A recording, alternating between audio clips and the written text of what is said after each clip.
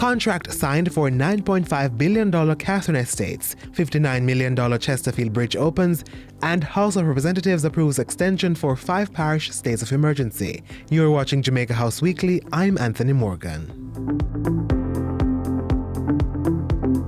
I encourage all Jamaicans to plant a tree in your surroundings today and add your voice and action to the millions of enlightened citizens around the world mobilized individually in their locale to protect and preserve their environment and build resilience to climate change. Prime Minister Andrew Holness's rallying call to Jamaicans on National Heroes Day. He urged citizens to protect our heritage, a great legacy, by being a hero of the environment. Mr. Holness also participated in the National Honours and Awards function at King's House on Monday. Later in the evening, the Prime Minister thanked Mike Henry for his service to Jamaica. Minister Henry was earlier in the day conferred with the Order of Jamaica. Before that, Prime Minister was present for Saturday's unveiling of a statue in honor of Olympian Veronica Campbell Brown. The statue is mounted at the Independence Park complex in Kingston. Mr. Holness lauded Campbell Brown for being an inspiration to Jamaica. Moments like these form part of the platform for us to engage with each other and commit to the transformation of our country. It is proof that there are no challenges we cannot overcome once we set our minds to it and work assiduously in unity. Early in the last week, the Prime Minister signed a $9.5 billion contract to develop Catherine Estates at Bernard Lodge in St. Catherine. The new community will have 1,650 studio and one-bedroom units, a new primary and high school, a church, police station, 2 large parks and commercial buildings. To be done in 6 phases and in 14 clusters, studio units will be sold for $5.5 million and the one-bedrooms will go for $6.6 million. Catherine Estates is being managed by the Housing Agency of Jamaica, with China Harbour Engineering Company being hired as the contractor.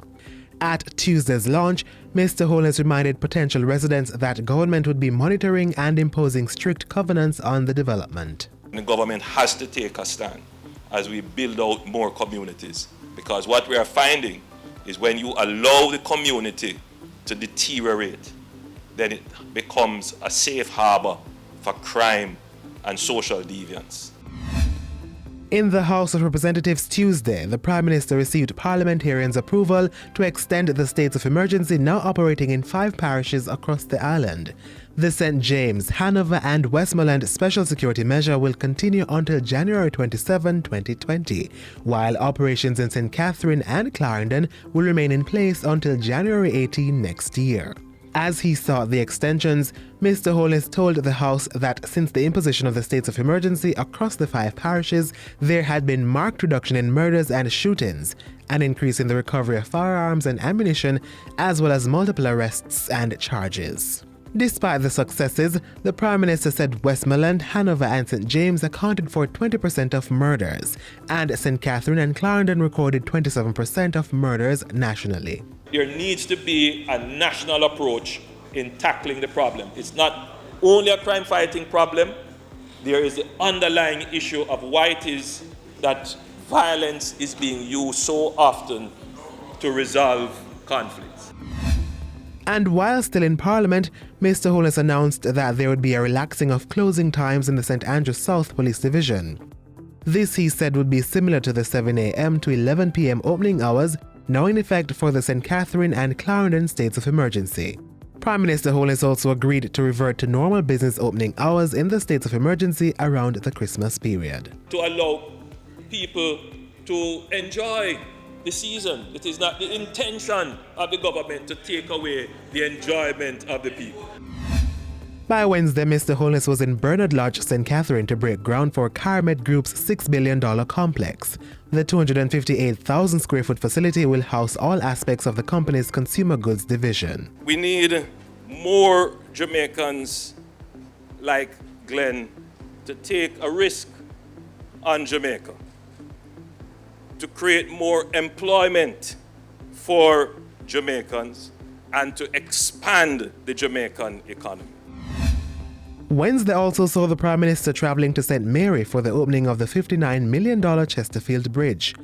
Mr. Holness updated the gathering on progress being made on the Junction Road Improvement Project. He said though the $626 million set aside to repair the road was inadequate, plans were in train to continue works on the thoroughfare. It is our intention to widen and straighten the junction road going right back down to Stony Hill. We plan to do that. It can't be done overnight, but we are committed to in sections and phases and as our budget can carry it. Back in Kingston Thursday, Mr. Holness attended the first in a series of meetings to build national consensus around crime and violence on the island. Those talks involved government ministers, the opposition and civil society. I'm confident that we have the capacity as a people to set aside political differences, to temper the political contest around the issue, and come up with solutions very quickly to solve this seemingly intractable problem.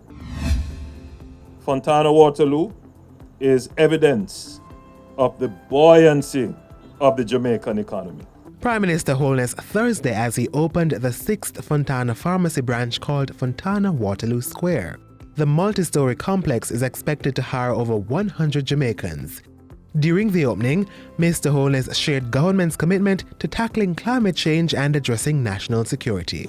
We are making the right allocative decisions based upon our priorities, and that will strengthen our ability to respond to these serious threats. Mr. Holness spent some time Tuesday with a delegation from the Jamaica Customer Service Association. On the same day, he held talks with chairman of the RJ Gleaner Group, Joseph Matalon. And that's it for Jamaica House Weekly. I'm Anthony Morgan. Join us next time for more of the news stories coming out of the Office of the Prime Minister.